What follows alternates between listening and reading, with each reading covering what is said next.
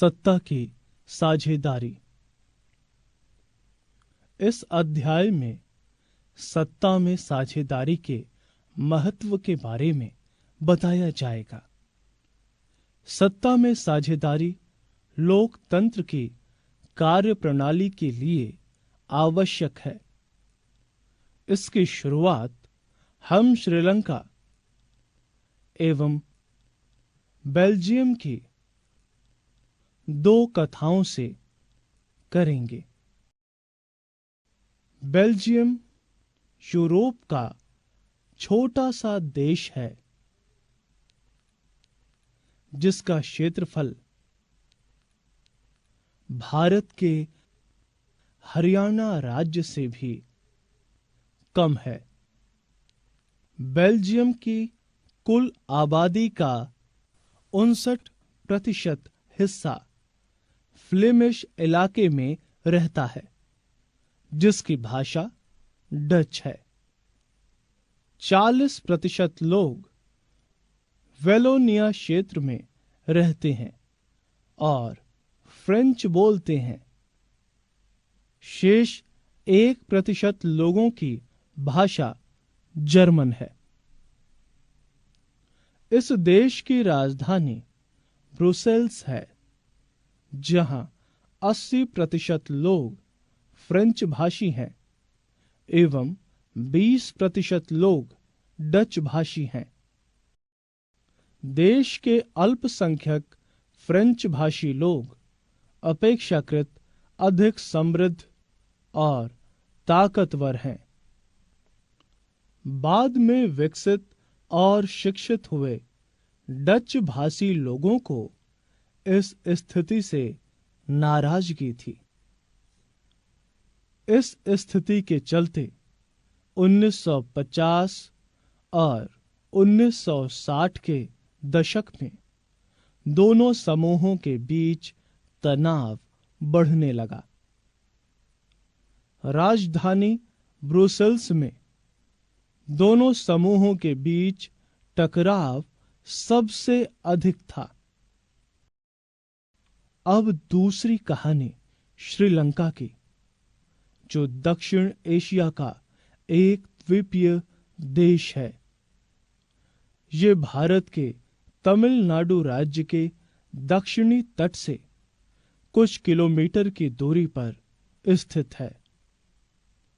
दक्षिण एशिया के अन्य देशों की तरह श्रीलंका की आबादी में भी कई जातीय समूहों के लोग हैं। देश का सबसे बड़ा सामाजिक समूह सिंहलियों का है जिसकी आबादी कुल जनसंख्या की 74% है। दूसरे स्थान पर तमिल हैं जिनकी आबादी कुल जनसंख्या की 18% है। तमिलों के भी दो समूह हैं, श्रीलंकाई मूल के तमिल और हिंदुस्तानी मूल के तमिल। श्रीलंकाई मूल के तमिल कुल जनसंख्या के 13% हैं और भारतीय मूल के तमिल 5%। भारतीय मूल के तमिल उन भारतीयों की संतानें हैं जिन्हें औपनिवेशिक शासनकाल में बागानों में काम करने के लिए भारत से लाया गया था। तमिल लोग श्रीलंका के उत्तर और पूर्वी प्रांतों में निवास करते हैं। अधिकांश सिंहली भाषी लोग बौद्ध धर्म को मानते हैं, जबकि तमिल भाषी लोगों में कुछ हिंदू हैं और कुछ मुसलमान। श्रीलंका की आबादी में ईसाई लोगों का हिस्सा 7% है, जो सिंहली एवं तमिल दोनों भाषाएं बोलते हैं।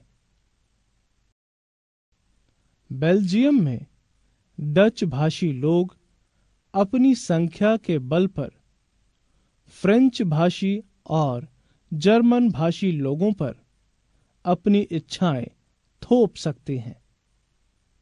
इससे उनके बीच तनाव और बढ़ जाता एवं देश के बंटवारे की नौबत आ जाती। श्रीलंका में सिंहली लोग अपने बहुमत के बल पर अपनी मनमानी चला सकते थे। अब हम इस बात की जानकारी प्राप्त करेंगे कि वास्तव में इन दोनों देशों में क्या हुआ। श्रीलंका में बहुसंख्यकवाद। श्रीलंका 1948 में एक स्वतंत्र राष्ट्र बना। सिंहली समुदाय के नेताओं ने अपनी बहुसंख्या के बल पर शासन पर प्रभुत्व जमाना शुरू किया। लोकतांत्रिक रूप से निर्वाचित सरकार ने सिंहली समुदाय की प्रभुता कायम करने के लिए अनेक कदम उठाए। 1956 में बनाए गए कानून के अनुसार सिंहली को एकमात्र राजभाषा घोषित किया गया। विश्वविद्यालयों एवं सरकारी नौकरियों में सिंहलियों को प्राथमिकता प्रदान की जाने लगी।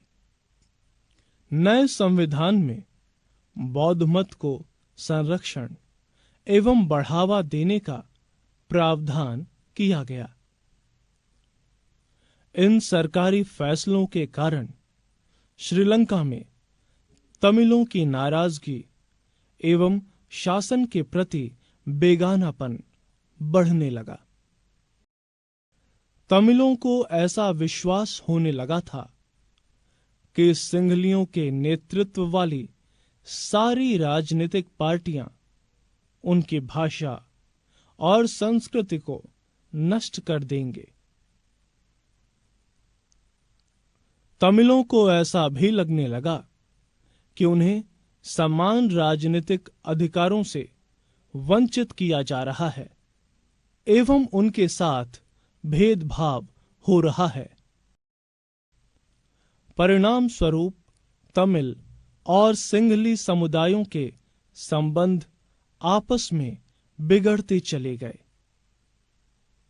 श्रीलंका के तमिलों ने अपनी राजनीतिक पार्टियां बनाई एवं तमिल को राजभाषा बनाने, क्षेत्रीय स्वायत्तता हासिल करने एवं शिक्षा तथा रोजगार में समान अवसर प्रदान करने की मांग को लेकर संघर्ष शुरू कर दिया। तमिल बहुल इलाके की स्वायत्तता की मांग को अस्वीकार कर दिया गया। 1980 के दशक में स्वतंत्र तमिल ईलम बनाने की मांग को लेकर अनेक राजनीतिक संगठन बने। श्रीलंका में इन दोनों समुदायों के बीच बढ़ते अविश्वास ने टकराव का रूप ले लिया, जो बाद में गृह युद्ध में परिणत हो गया। गृह युद्ध में हजारों लोग मारे गए एवं इससे भी कई गुना अधिक लोग भागकर दूसरे देश में शरणार्थी बन गए। अनेक परिवारों की रोजी रोटी चौपट हो गई। दक्षिण एशियाई देशों में आर्थिक विकास, शिक्षा और स्वास्थ्य के मामले में श्रीलंका का रिकॉर्ड सबसे अच्छा है। गृह युद्ध के कारण मुल्क के सामाजिक, सांस्कृतिक एवं आर्थिक जीवन में काफी परेशानियां पैदा हुई हैं। बेल्जियम की समझदारी। बेल्जियम के नेताओं ने क्षेत्रीय और सांस्कृतिक विविधता को स्वीकार किया और श्रीलंका से अलग रास्ता अपनाया। देश के सभी लोगों को आपस में मिलजुल कर रहने एवं उनके बीच आपसी विश्वास को बहाल करने के लिए 1970 से 1993 के बीच बेल्जियम के संविधान में 4 संशोधन किए गए। इसके लिए बेल्जियम द्वारा की गई व्यवस्था बहुत ही कल्पनाशील है, जिसे अन्य कोई देश नहीं कर पाया। इस प्रावधान की मुख्य बातें इस प्रकार हैं।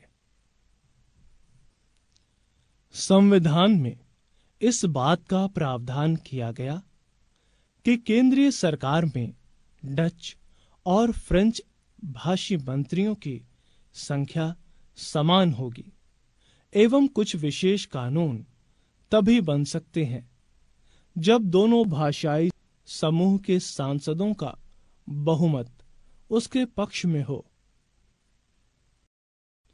केंद्र सरकार की अनेक शक्तियां देश के 2 इलाकों के क्षेत्रीय सरकारों को सौंप दी गईं, अर्थात राज्य सरकारें केंद्रीय सरकार के अधीन नहीं हैं। राजधानी ब्रुसेल्स में अलग सरकार है, जिसमें दोनों समुदायों का समान प्रतिनिधित्व है। समान प्रतिनिधित्व को फ्रेंच भाषी लोगों ने इसलिए स्वीकार किया क्योंकि डच भाषी लोगों ने केंद्रीय सरकार में समान प्रतिनिधित्व को स्वीकार किया था। केंद्रीय और राज्य सरकारों के अलावा एक अन्य सरकार भी काम करती है, जिसको संस्कृति, शिक्षा और भाषा पर फैसले लेने का अधिकार है। इसका चुनाव एक ही भाषा बोलने वाले लोग करते हैं। बेल्जियम का यह मॉडल कुछ जटिल है, लेकिन यह व्यवस्था वहां बेहद सफल रही। इससे बेल्जियम में गृह युद्ध की आशंकाओं पर विराम लग गया एवं देश 2 टुकड़ों में बंटने से बच गया।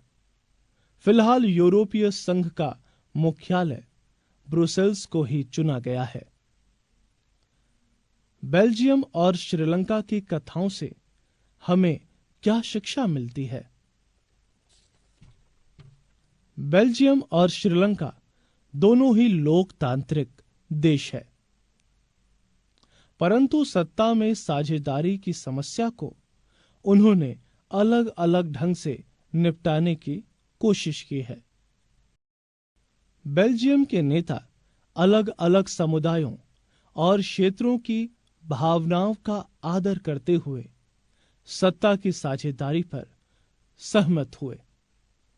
परिणाम स्वरूप देश में शांति एवं एकता कायम रही। श्रीलंका में ठीक इसके विपरीत फैसला लिया गया, जिसके कारण यह देश गृह युद्ध की समस्या से जूझ रहा है। इससे निष्कर्ष निकलता है कि बहुसंख्यक समुदाय अगर अपना प्रभुत्व कायम करने की कोशिश करता है तो देश की एकता संकट में पड़ सकती है। सत्ता की साझेदारी की आवश्यकता। सत्ता की साझेदारी की आवश्यकता के पक्ष में हम 2 तर्क दे सकते हैं: युक्तिपरक तर्क और नैतिक तर्क। युक्तिपरक तर्क: सत्ता का बंटवारा ठीक है, क्योंकि इससे विभिन्न सामाजिक समूहों के बीच टकराव का अंदेशा कम हो जाता है। सामाजिक टकराव आगे बढ़कर हिंसा और राजनीतिक अस्थिरता का रूप न ले, इसके लिए भी सत्ता का बंटवारा आवश्यक है। बहुसंख्यक समुदाय की प्रभुता स्थापित करना देश की अखंडता के लिए घातक हो सकता है।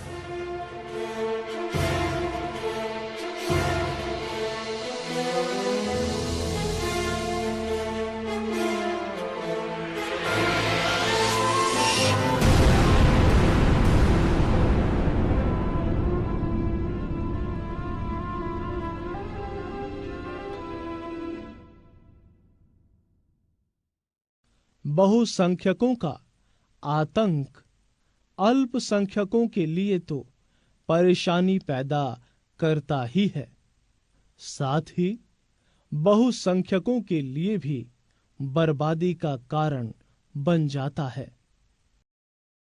नैतिक तर्क। सत्ता की साझेदारी लोकतंत्र की आत्मा है। लोकतंत्र का अर्थ ही होता है जो लोग शासन व्यवस्था के अंतर्गत हैं उनके बीच सत्ता का बंटवारा। वैध सरकार वही होती है जिसमें सभी समूह भागीदारी के माध्यम से शासन व्यवस्था से जुड़ते हैं। सत्ता की साझेदारी का रूप। राजनीतिक सत्ता का बंटवारा नहीं किया जा सकता। इस विचार के विकल्प के रूप में सत्ता की साझेदारी का विचार सामने आया।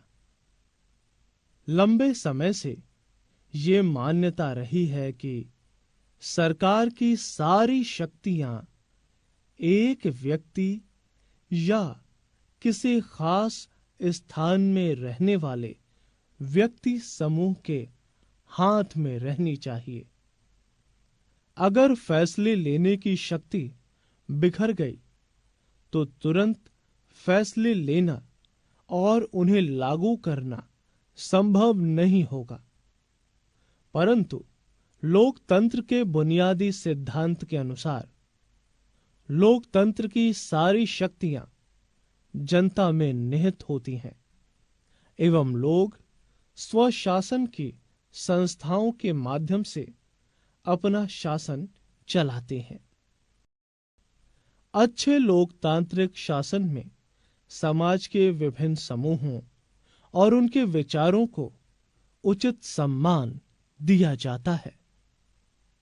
आधुनिक लोकतांत्रिक व्यवस्थाओं में सत्ता की साझेदारी के अनेक रूप हो सकते हैं, जिनमें कुछ प्रचलित रूप इस प्रकार हैं।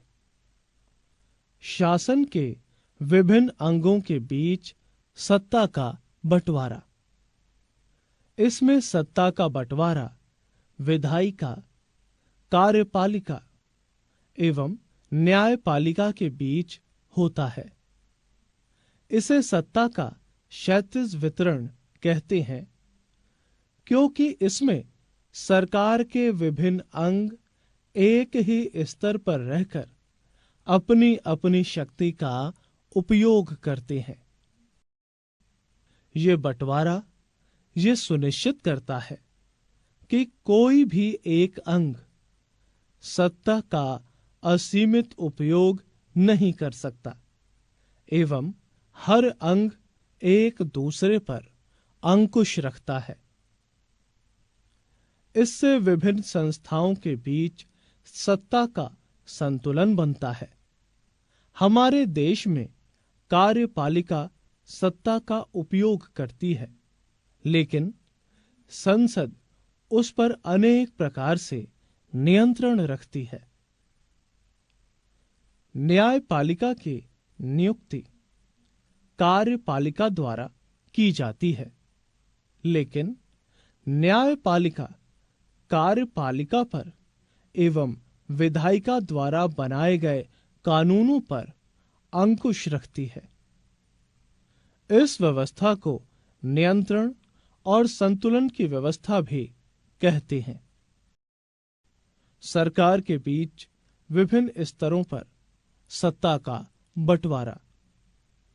इस प्रकार के बंटवारे को ऊर्ध्वाधर वितरण कहा जाता है। इस प्रकार के बंटवारे में सरकार अनेक स्तरों पर कार्य करती है। पूरे देश के लिए एक सामान्य सरकार होती है एवं प्रांतों तथा क्षेत्रीय स्तर पर अलग अलग सरकारें होती हैं। पूरे देश के लिए बनने वाली सामान्य सरकार को केंद्र सरकार कहते हैं, जबकि प्रांतीय या क्षेत्रीय स्तर की सरकारों को अलग अलग नामों से पुकारा जाता है। भारत में इसे राज्य सरकार कहते हैं, परंतु सभी देशों में बंटवारा ऐसा नहीं होता है। कई देशों में प्रांतीय या क्षेत्रीय सरकारें नहीं होती हैं। जिन देशों में ऐसी सरकारें होती हैं, वहां के संविधान में इस बात का स्पष्ट उल्लेख होता है कि केंद्र एवं राज्य सरकारों के बीच सत्ता का बंटवारा किस प्रकार होगा। उदाहरण स्वरूप बेल्जियम में इस प्रकार का बंटवारा हुआ, परंतु श्रीलंका में नहीं हुआ। प्रांतीय सरकारों के नीचे के स्तर पर भी ऐसी व्यवस्था हो सकती है। भारत में पंचायत एवं नगर पालिका ऐसी ही इकाइयां हैं। विभिन्न सामाजिक समूहों के बीच सत्ता का बंटवारा। सत्ता का बंटवारा विभिन्न सामाजिक समूहों जैसे भाषाई और धार्मिक समूहों के बीच हो सकता है। कुछ देशों के संविधान और कानून में इस बात का प्रावधान है कि सामाजिक रूप से कमजोर समुदाय और महिलाओं को विधायिका और प्रशासन में हिस्सेदारी दी जाए। भारत में आरक्षित चुनाव क्षेत्र ऐसी ही एक व्यवस्था है। ऐसी व्यवस्था विधायिका और प्रशासन में अलग अलग समूहों के हिस्सेदारी के लिए की जाती है, ताकि लोग खुद को शासन से अलग न समझें। अल्पसंख्यक समुदायों को भी इसी तरीके से सत्ता में उचित साझेदारी दी जाती है। विभिन्न दबाव समूहों की सत्ता में साझेदारी। लोकतंत्र में लोगों के सामने सत्ता के दावेदारों के बीच चुनाव का विकल्प अवश्य रहना चाहिए। समकालीन लोकतांत्रिक व्यवस्थाओं में ये विकल्प विभिन्न पार्टियों के रूप में उपलब्ध होता है। राजनीतिक पार्टियों के बीच आपसी प्रतिस्पर्धा इस बात को सुनिश्चित करती है कि सत्ता एक व्यक्ति या समूह के हाथ में न रहे। सत्ता समय समय पर विभिन्न विचारधारा और सामाजिक समूहों वाली पार्टियों के हाथ में आती जाती रहती है। कई बार दो या दो से अधिक पार्टियां मिलकर चुनाव लड़ती हैं और सरकार का गठन करती हैं, जिसमें सत्ता की साझेदारी स्पष्ट दिखती है। लोकतंत्र में व्यापारी, उद्योगपति, किसान और औद्योगिक मजदूर जैसे कई संगठित हित समूह भी सक्रिय रहते हैं। सरकार की विभिन्न समितियों में सीधी भागीदारी करके या सरकारी नीतियों पर अपने सदस्य वर्ग के लाभ के लिए दबाव बनाकर ये समूह भी सत्ता में भागीदारी करते हैं।